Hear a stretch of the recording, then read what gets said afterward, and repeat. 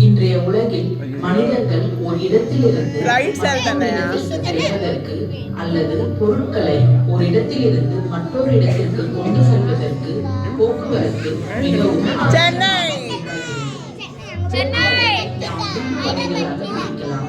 தரைவழி போக்குவரத்து, நீர்வழி போக்குவரத்து, வான்வழி போக்குவரத்து. இது நாம் மிக விரைவாக செல்வதற்கு வான்வழி போக்குவரத்தை பயன்படுத்துகின்றோம். இங்கு நீங்கள் காண்பது தற்போதைய வான்வழி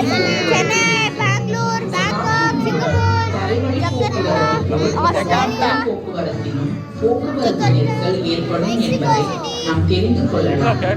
மக்கள் தொகை பெருக்கம் காரணமாக போக்குவரத்து நெரிசல் அதிகமாகிக் கொண்டே போவதை நாம் தெரிந்து கொள்ள முடிகிறது. இத்தகைய போக்குவரத்து நெரிசலால் சுற்றுச்சூழல் பாதிக்கப்பட வாய்ப்புண்டு.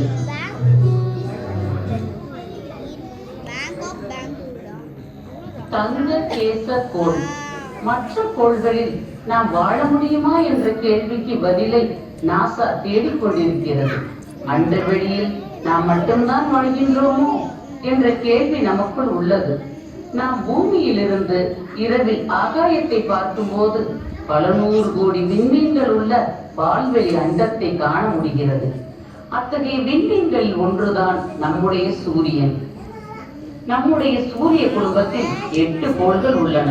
அதில் ஒரு கோளில் மட்டுமே நாம் வாழ ஏதுவான சூழ்நிலை உள்ளது.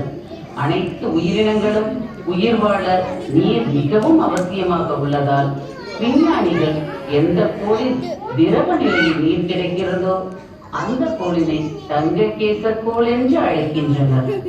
தங்க கேச மங்கை கதையை நாம் படித்துள்ளோம். அந்த கதையில் வரும் சிறுமியால் வெப்பம் அதிகம் உள்ள உணவையும் வெப்பம் குறைவாக உள்ள உணவையும் சாப்பிட இயலவில்லை. வெப்பம் சரியாக உள்ள உணவை மட்டும் சாப்பிட முடிந்தது. பூமிக்கு அருகில் உள்ள வெள்ளிக்கோள் சூரியனில் இருந்து சரியான தொலைவில் உள்ளது. தற்போதுள்ள நிலையில் வெள்ளிக்கோளின் வெப்பநிலை மிகவும் அதிகமாக, அதாவது 900 டிகிரி ஃபாரன்ஹீட் வரை உள்ளதால் அந்த கோளில் நீரினை எந்த நிலையிலும் காணவில்லை. அந்த கோள் முழுவதும் கார்பன் டை ஆக்சைடு அதிகமாக உள்ளதால் நீர் உருவாக்கம் தடைப்படுகிறது. பூமிக்கு அருகில் உள்ள மற்றொரு கோள் செவ்வாய். இது சூரியனில் இருந்து சற்று தொலைவில் குறைந்த அளவு வளிமண்டலத்துடன் உள்ளது. இங்கு உயிர்கள் வாழ்வது சாத்தியமா? ஏனெனில் இங்கு பகல் நேர வெப்பநிலை நமக்கு ஏற்றாற் போல இருந்தாலும் இரவில் -100 டிகிரி ஃபாரன்ஹீட்டுக்கும் குறைவாக உள்ளதால் இங்கு நீர் உறைந்து விடுகிறது. நாசா பல ஆய்வு களங்களை அனுப்பியுள்ளது. உதாரணமாக 2013ஆம் ஆண்டு கியூரியாசிட்டி விண்கலன் செவ்வாய் கோளில் இருந்து எடுத்து வந்த பாறைகளில் நீர் மூலக்கூறுகள் இருப்பது கண்டுபிடிக்கப்பட்டது. அங்குள்ள பண்டைய ஏரியில் இருந்து எடுத்து வரப்பட்ட கற்களில் உயிர் தோற்றத்திற்கான அங்கக வேதி மூலக்கூறுகள் உள்ளதாகவும் கண்டறியப்பட்டது. செவ்வாயில் உயிரினங்கள் வாழ தேவையான சூழ்நிலைகள் உள்ளனவா? பூமி சூரிய குடும்பத்தில் 3வது கோளாகும். பூமியில் உள்ள நிலப்பரப்பு பச்சை மற்றும் பழுப்பு வண்ணத்திலும், கடல் நீல நிறத்திலும், மேகங்கள் வெண்மை நிறத்திலும் காணப்படுகிறது. பூமியின் பெரும்பாலான பகுதிகளில் நீர் நிறைந்து காணப்படுகின்றது. உயிர்கள் செழித்து வாழும் நீர். பூமி ஒரு தங்க கேச மங்கைக்கோள் ஆகும்.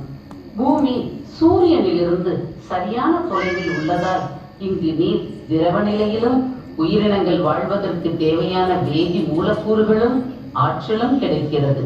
நம்முடைய பூமியின் வளிமண்டலம் ஒரு வெப்பம் கடத்தா பொருளாக செயல்படுகிறது. பகல் நேரத்தில் சூரியனில் இருந்து பூமிக்கு வரும் கதிர்வீச்சு எதிரொலித்தல் காரணமாக வளிமண்டலத்தில் இருந்து வெளியே சென்று விடுவதால் பூமியின் வெப்பநிலை சீராக உள்ளது. பூமியின் பரப்பை நோக்கி வருகின்ற கதிர்வீச்சில் 50% கதிர்வீச்சு மேகங்களால் எதிரொலிக்கப்பட்டு அண்டவெளியை அடைகிறது. மீதமுள்ள கதிர்வீச்சு மட்டுமே பூமியை வந்தடைகிறது. பூமியில் இருந்து எதிரொலிக்கப்பட்ட வெப்பத்தின் ஒரு பகுதி மேகங்கள் மற்றும் வளிமண்டல வாயுக்களால் உட்கவரப்பட்டு மீண்டும் பூமியை நோக்கி வெளிப்படுவதால் இரவு நேரங்களில் பூமியின் வெப்பநிலை குறையாமல் சீராக உள்ளது. பகல் மற்றும் இரவு நேரங்களில் பூமி பரப்பின் வெப்பநிலை கடலில் இருந்து பாலைவனம் வரை 1 முதல் 50 டிகிரி ஃபாரன்ஹீட் வரை வேறுபடுகிறது. இந்த வெப்பநிலை மாறுபாடு நாம் பூமியில் வாழ உகந்ததாக உள்ளது. நம்முடைய துணைக்கோளான சந்திரன் சூரியனில் இருந்து சரியான தொலைவில் இருந்தாலும் அங்கு வளிமண்டலம் இல்லை. வளிமண்டலம் இல்லாத காரணத்தினால் இதன் வெப்பநிலை -300 டிகிரி ஃபாரன்ஹீட்டிலிருந்து 200 டிகிரி ஃபாரன்ஹீட் வரை வேறுபடுகிறது. எனவே இங்கு சூரிய ஒளி விழும் இடத்தில் வெப்பநிலை அதிகமாகவும் மற்ற இடத்தில் வெப்பநிலை குறைவாகவும் உள்ளது. பூமிக்கு வெளியே பூமியை போன்று வேறு ஏதேனும் கோள்கள் உள்ளனவா? இதனை அறிய நமது சூரிய குடும்பத்தையும் மற்ற இடங்களையும் நாசா தொடர்ந்து ஆராய்ந்து வருகிறது. கோள்களை கொண்ட மற்ற விண்மீன்களை எக்ஸோ பிளானட் என்று அழைக்கிறோம். சந்திரகேசமங்கை பகுதியில் மட்டுமே நாம் வாழ்வதற்கு தேவையான நீரும் சூழ்நிலையும் அமைந்துள்ளது. தற்போது விஞ்ஞானிகள்